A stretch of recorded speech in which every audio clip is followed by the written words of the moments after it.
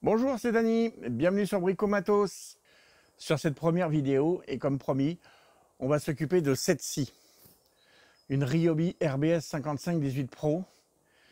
Et je vais te montrer comment changer les guides lames et les remplacer par un système plus efficace, de façon à la rendre complètement opérationnelle. Tout de suite après ça. Pour commencer, et pour les chanceux qui n'auraient pas eu connaissance de ce problème, je vais te montrer de quoi je parle. Il s'agit de ça. Quand j'ai acheté cette scie sur un site en ligne, le vendeur m'a bien prévenu que le guide lame avait été bricolé parce qu'il s'était cassé et qu'il était tombé sur le plateau pendant une coupe, ce qui est un petit peu ennuyeux. Et c'est d'ailleurs une des faiblesses de cette scie et de sa, on va dire de sa sœur, qui est une Electra Bekum BAS 315, une référence qui n'est pas sans nous rappeler certaines scies de chez Metabo. D'ailleurs, Metabo, soit dit en passant, a racheté Electra Bekum. C'est juste pour la petite histoire, mais on s'en fout un peu. Voilà la pièce en question. Elle n'est pas exempte de défauts, notamment pour ce qui concerne le réglage avec des petites lames, comme des 6 mm notamment, où le guide arrière doit pouvoir venir pratiquement toucher la lame, ce qui est le bon réglage normalement. On voit bien sur la photo que ce n'est pas la pièce d'origine, la voici. Sur la pièce qu'il a refaite, il y a effectivement un petit défaut qui ne permet pas de faire un bon réglage sur le guide arrière de la lame, notamment sur des lames courtes. Sur des lames un peu plus grandes, des 15 mm et plus, puisque j'ai appris qu'on pouvait quand même utiliser des lames un peu plus grosses, jusqu'à 20 mm. Après, c'est pas préconisé par le constructeur, donc chacun voit midi à sa porte, comme on dit. Mais ce que je ne savais pas, c'est que le guide inférieur était complètement mort aussi. Voilà la bête. Ce guide-là, en revanche, est l'exacte réplique du guide de l'Electra Bekum. Alors, petite donnée technique. Les pièces qui composent le corps des deux guides lames et même le support du plateau qui permet la bascule à 45 degrés sont faites dans un alliage que j'aime pas beaucoup, qui s'appelle du Zamac. Donc c'est un alliage de zinc, d'aluminium, de magnésium et de cuivre. Alors l'intérêt, c'est que ça a une certaine souplesse, donc c'est censé moins casser, sauf que dans la pratique, il fissure. Je vous remets la photo du machin de tout à l'heure, il est complètement décédé, et ça fissure et ça se casse et ça tombe en poussière, quoi. C'est vraiment pas fiable dans le temps. Voilà, c'est des pièces qui n'ont même pas une vingtaine d'années et elles sont mortes. Voilà, alors qu'ils auraient pu utiliser d'autres alliages d'aluminium éventuellement, parce que usiner une pièce dans la masse, c'est un peu plus compliqué et surtout une question de prix, quoi. Je tiens vraiment à vous mettre en garde pour ceux qui ont ça et qui ont d'autres matos similaires avec des pièces en Zamac. Il faut y aller mollo et si besoin, il ne faut pas hésiter à lâcher de la graisse sur les coulisses et compagnie, parce que ça ne supporte pas longtemps les chocs et ça vieillit très très mal. Je ne pense pas qu'il y ait de remède, hormis virer la pièce en Zamac et en refabriquer une complètement avec un autre matériau. Mais là, on rentre dans du lourd, quoi. Et sauf pour des passionnés, ça risque de coûter plus cher que de racheter une scie toute neuve. Ça sera un peu ballot, quoi. Donc comme mes deux guides étaient morts, il a bien fallu que je trouve une solution pour remplacer ça. L'un dans l'autre, si on peut améliorer le système, c'est pas plus mal, hein. Moi, perso, c'est un peu ce qui me pousse. Donc j'ai fouiné et je suis tombé sur un forum vachement sympa qui s'appelle Métabricoleur. Vraiment, je vous le recommande chaudement parce qu'il y a plein d'infos, il y a des gens sympas. Et je suis tombé sur un fil de discussion où ça parlait de la fameuse Electra Bekum BAS 315 et de l'existence d'un kit upgrade. En posant des questions, on m'a orienté vers Bradford Saw. C'est un site anglais qui propose le fameux kit. Je vous montre la photo. Rien qu'à la tête du kit, je me suis dit, bah, c'est ça qu'il me faut. En plus, pas spécialement cher, il y en a pour 80 € à peu près. Ça a l'air d'être du solide, c'est que des roulements, c'est vraiment c'est ce que je voulais, hein, parce que pour vous montrer, ça c'est une Makita, elle est équipée du même genre de système. Et il y en a plein dans les scies qui sortent maintenant qui sont équipés de ce genre de système à 3 roulements. Je pense que c'est ce qu'il y a de mieux. Il n'y a pas de raison qu'on ne puisse pas avoir ça sur cette scie. Attention, il y a 21 € de frais de douane. S'il y en a qui arrivent à passer au travers, tant mieux. Ça serait pas mal, mais moi, j'y suis pas passé. Hein. En tout, ça fait 100 balles à quelque chose près. Franchement, ça vaut le coup pour la remettre à neuf. Donc, je réfléchis pas longtemps. Je passe la commande. C'est livré nickel. Une belle boîte. Environ une semaine après. Et là, j'ouvre. C'est mieux qu'en photo encore. Un support de guide supérieur qui est terrible, beau profilé, ça a l'air d'être du vraiment costaud. Toutes les pièces, c'est usiné dans la masse, c'est vraiment, j'adore. Je suis super content. Ils se foutent pas de toi. T'en as pour 100 €, ouais, mais bon, tu sais que t'as pas mis ça dans de la... Vous m'excuserez, j'avais un peu commencé à bosser dessus, jusqu'à ce que je me dise que finalement, ça serait pas plus mal d'en faire profiter les autres. Parce qu'il allait y avoir du boulot, que potentiellement ça peut être intéressant pour pas mal de gens. Puis c'est pas forcément une modif qui s'applique que à cette scie. Le principe de base est le même sur d'autres modèles qui seraient équipés de systèmes classiques. On va commencer avec notre guide du bas, c'est un peu le plus facile. Voilà la pièce d'origine, bon pétée. Je vais essayer de vous montrer les fissures. Voilà, il y en a une ici, et l'autre pièce était, on voit moins bien, elle était cassée en dessous. Voilà. Son guide d'emplacement, son rail de départ était là. On voit le trou en forme de lumière. Il était là. Donc, quand j'ai pris la nouvelle pièce, impossible de la placer au bon endroit. Je vous présente la nouvelle pièce. Tac. Techniquement, il n'y a plus rien à voir. On a deux guides latéraux qui sont des roulements, un guide arrière qui est aussi un roulement. Mais vous voyez, ce coup-ci, il est dans ce sens-là, ce qui fait qu'en cas de frottement, on frotte dans le bon sens, le roulement tourne et on va user vachement moins notre lame. Et pareil pour les guides latéraux. Moi, le système de roulement, je trouve ça génial. D'ailleurs, je vais vous montrer là, certaines scies qui en sont équipées. Il y a une bonne raison. Hein. C'est sympa parce que dans le kit d'origine, on vous donne cette pièce. C'est un gabarit qui est fait pour pouvoir le percer. À l'origine, on le met là. Alors, comme c'est un kit qui est prévu pour l'Electra Becum, la fameuse Electra Becum, effectivement, il suffit de se mettre là pour percer ici. Mais sur la Ryobi, ça ne veut pas le faire. Il doit y avoir une légère différence sur cette partie-là et ça ne marche pas. Donc, j'ai placé le guide comme ça. J'avais la lame qui était montée. J'ai placé le guide, j'ai tracé et voilà, j'ai mis cette pièce-là. C'est juste un trou. Cette pièce sert d'écrou. Super facile. Et après, on positionne le truc dessus. On a du réglage. Alors, j'ai positionné de manière, on voit d'ailleurs le pré-réglage que j'ai fait, à garder un tout petit peu de réglage latéral, même si c'est pas forcément complètement utile. Mais voilà, cette pièce-là, il n'y aura plus qu'à la remonter après. Et franchement, c'est terrible. On a de l'avance. Si on devait utiliser des lames très profondes, on peut reculer à mort. Cette pièce-là, c'est ce roulement, hop, on desserre légèrement là. Les réglages sont vachement pratiques parce qu'ils sont devant.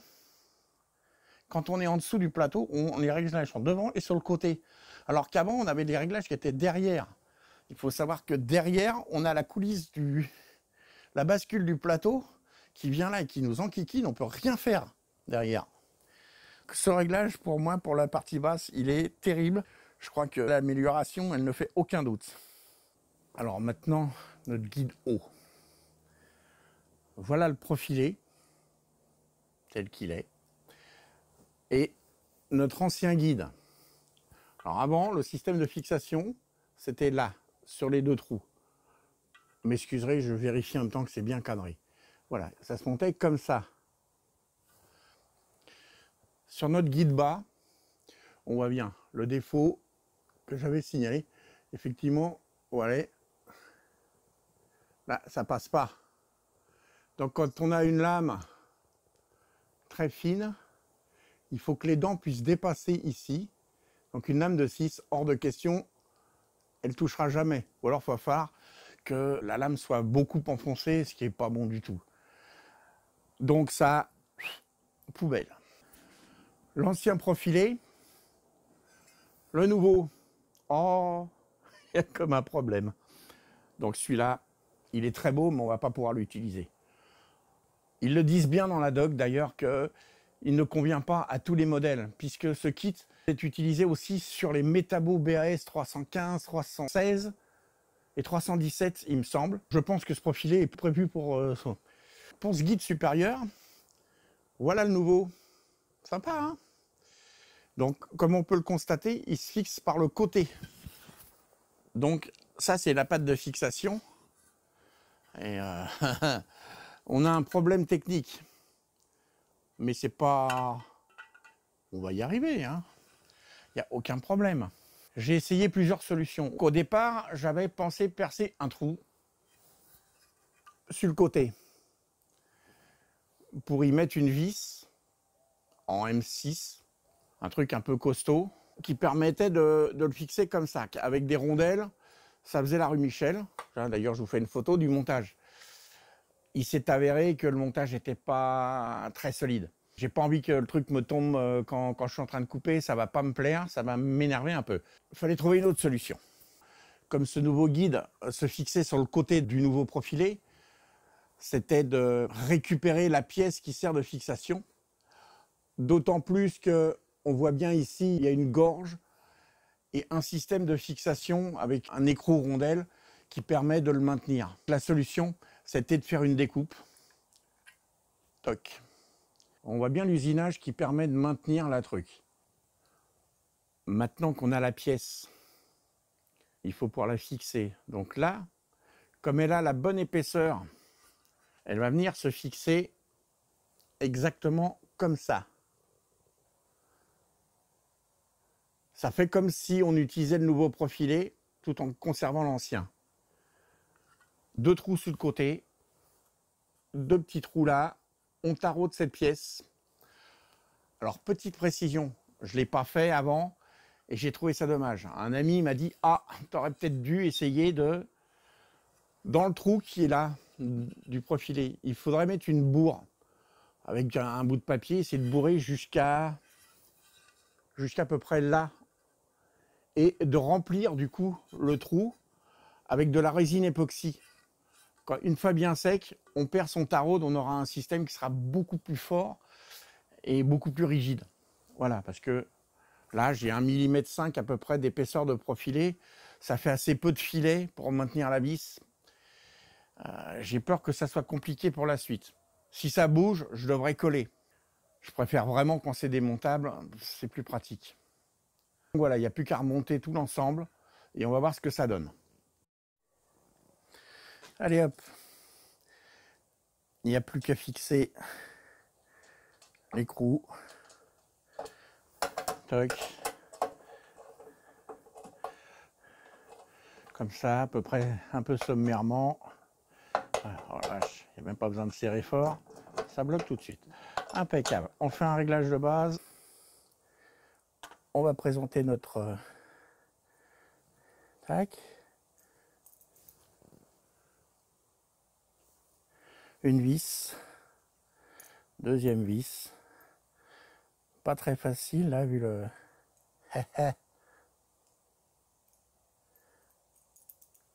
Tac. On présente l'enfant à sa mère, comme on dit.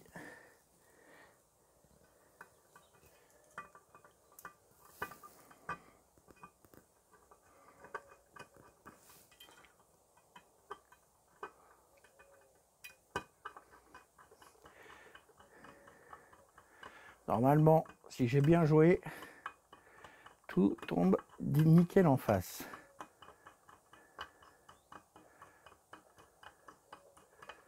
Bon, les vis sont un peu longues. C'est du M3, c'est un peu compliqué à trouver. Là, c'est des vis de récup.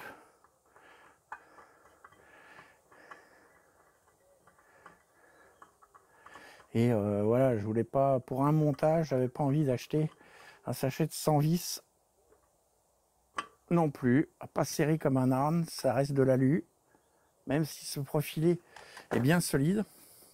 Déjà, on a un beau truc. Franchement, ça commence à causer. Voilà le système de fixation d'origine. Je l'ai un peu meulé ici parce qu'à l'origine, il est haut, au moins comme ça.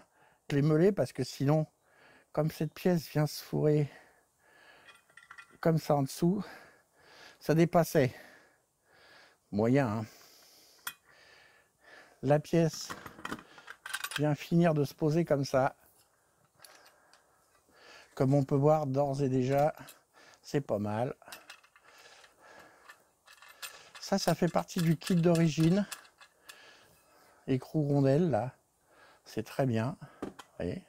Si on a besoin de reculer plus, on aura toujours le loisir d'agrandir la lumière ici. Mais je pense pas que ça soit nécessaire. Donc là, on est pas mal. Hop, un petit coup de serrage à la main, comme ça, juste histoire de dire. Et voilà ce que ça donne. Notre guide est pas mal. On a beaucoup de réglages en latéral. Comme on peut le voir, on est bien en face partout. Franchement, ça me plaît beaucoup. Maintenant, il n'y a plus qu'à remonter tout sur la machine. Alors, quand on parle de mécanique, on parle de ça aussi. Je recommande vraiment. Elle est terrible, cette graisse. Bon, on s'en fout de la marque, hein. Je la monte quand même parce que, voilà. C'est une graisse terrible. Faut jamais, jamais oublier de graisser. On va y aller. Allez, pas de pitié, on y va un peu au doigt. Hop. On graisse les quais sur les côtés.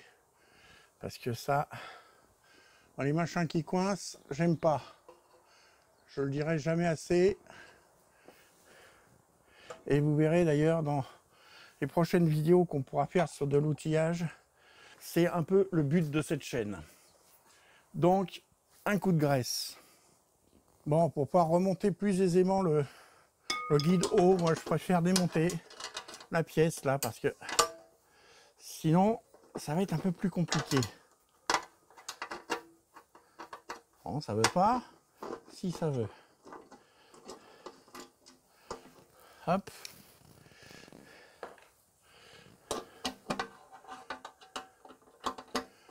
La petite d'air. On va essayer de ne pas se la prendre sur les doigts, ça sera bien. Toc.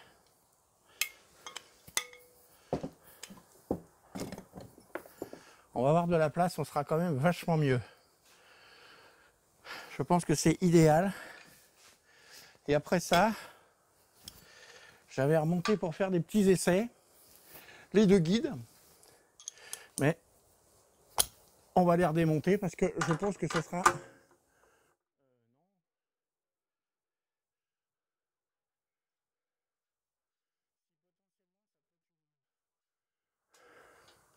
une meilleure idée. Hop.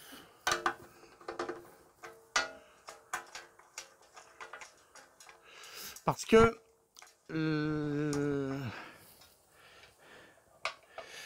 on a la molette de montée et la molette de verrouillage.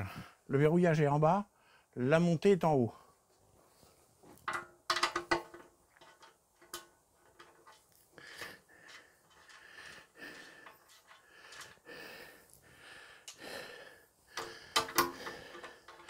Parce qu'au démontage, au départ,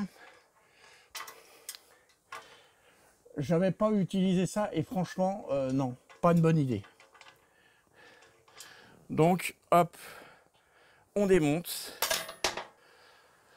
Il faut savoir que cette pièce gêne quand on fait le montage. Il faut commencer par monter ça. On est obligé de l'encliquer comme ça. Clac.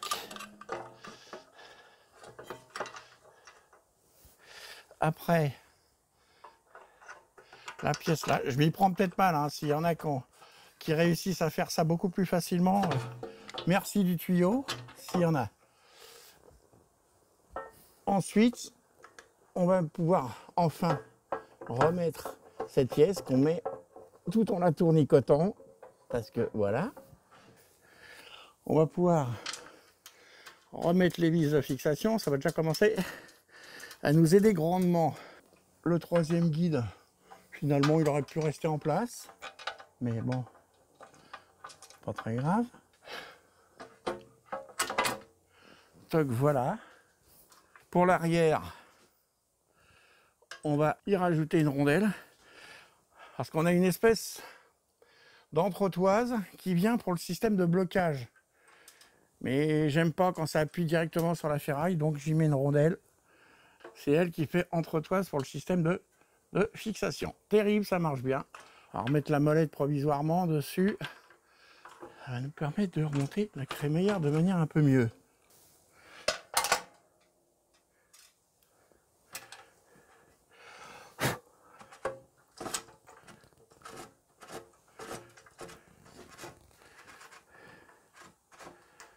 Voilà, maintenant qu'ils sont amenés l'un au-dessus de l'autre, je m'aperçois qu'effectivement, ils ne sont pas très bien alignés. Et ça pose pas de problème. On a beaucoup de marge de réglage. Là, on commence à être pas mal. Ça a l'air d'être réglé. Il va rester plus qu'à remonter la roue supérieure.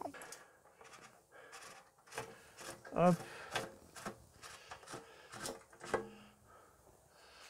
Alors le petit défaut du système, c'est que fatalement, on va avoir perdu un peu en hauteur à cause de ça. À l'origine, ça montait, donc je pense qu'on a perdu, sur la hauteur de coupe, on a dû perdre 20-25 mm. Et bon, on va se recoller sur le remontage de cette pièce-là. Faut pas oublier de remonter cette petite pièce, sinon on n'y arrive pas. C'est la protection de lame. Tac. On a aussi une autre petite pièce qu'il ne faut pas oublier de remonter.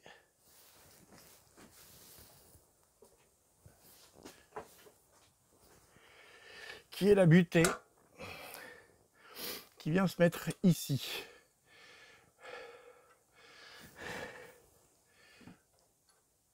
Une vis là. On va mettre, j'ai un peu trop descendu. Youp. Ça vient se mettre là.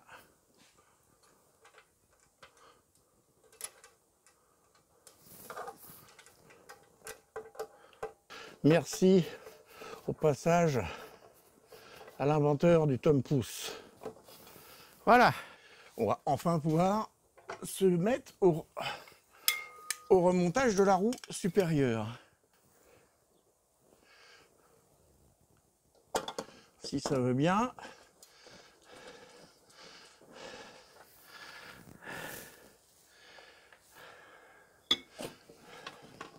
C'est ce petit roue qui est juste essentiel. Pas de roue. Merde. On va pas y arriver.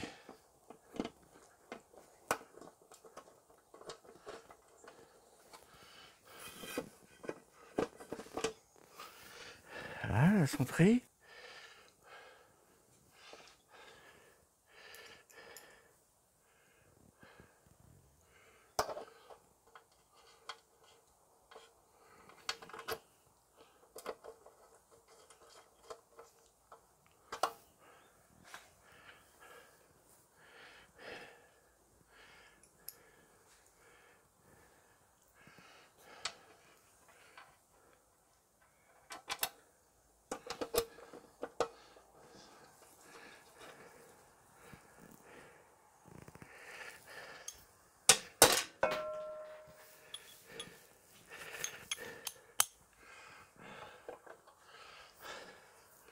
Hop.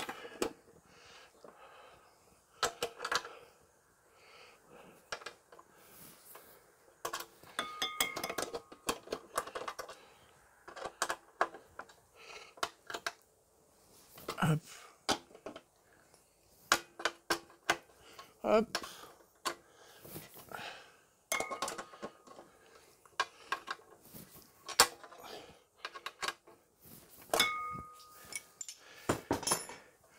Et voilà, la petite coupelle du haut pour le réglage de tension. Réglage de tension qu'on va tout de suite remettre.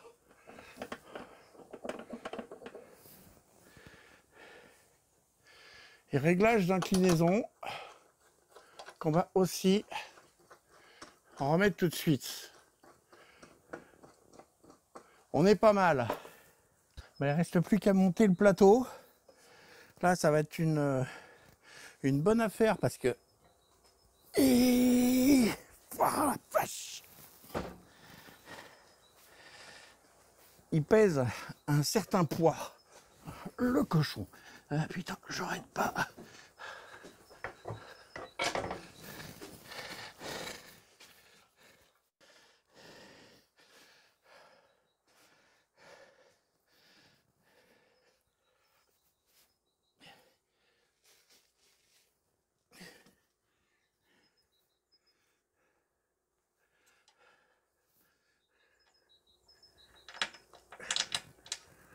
Hop. 3. Hop, 4 vis. Alors on se rappelle au moment de serrer que c'est du Zamac. Alors on ne serre pas comme un bourrin.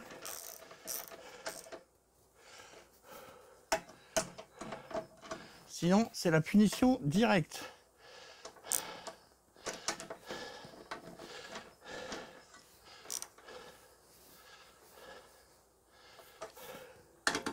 De toute façon cette pièce, en théorie, on n'est pas censé la démonter pour ainsi dire. Notre scie commence à avoir une chouette allure. J'ai prévu pas mal de choses, mais pas trop le passage. Voilà, donc on est pas mal. Et on va pouvoir mesurer la hauteur de coupe finale. Ça reste quand même de 17 cm. On va dire 16 cm pour laisser de la marge. On va pouvoir tester. Monter une lame. Alors j'ai pris une lame de 6 parce que je pense que une des plus grosses utilités que va avoir cette scie, ça va être de faire un peu de chantournage. Mais plutôt que de prendre une scie à chantourner, j'ai préféré prendre ça parce que qui peut le plus peut le moins, comme on dit souvent. Hop. On y va doucement, on lâche pas ça comme un bourrin. Les dents vers le bas. On passe dans les guides. Alors ça c'est une chose qui est un peu mal foutue sur ce modèle. C'est que là, cette pièce-là, elle nous enquiquine.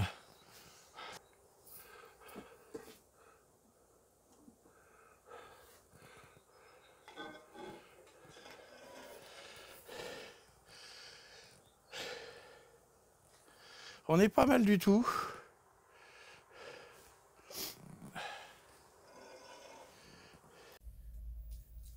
Bon, on va faire un petit test. Maintenant, il ne reste plus que ça.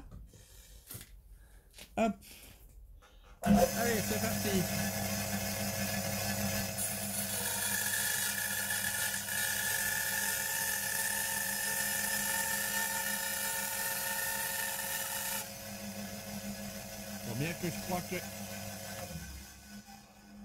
Bien que je crois que mon réglage n'est pas très bon. Normalement, quand tu coupes comme ça, tu descends ton guide au mieux. Voilà. Hop.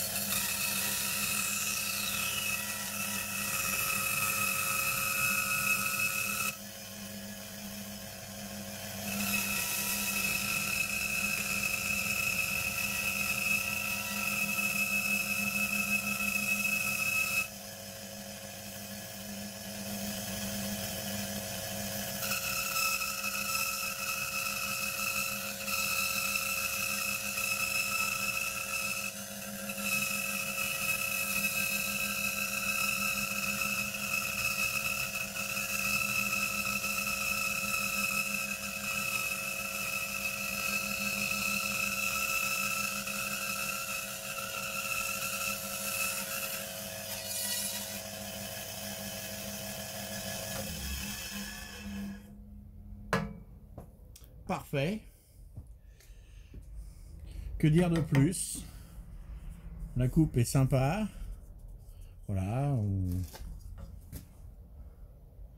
Un beau trou-trou. Voilà, fin de cette première vidéo. Si ça vous a plu, n'hésitez pas à vous abonner, mettre un pouce bleu et laisser des commentaires. Je répondrai à tout le monde de mon mieux.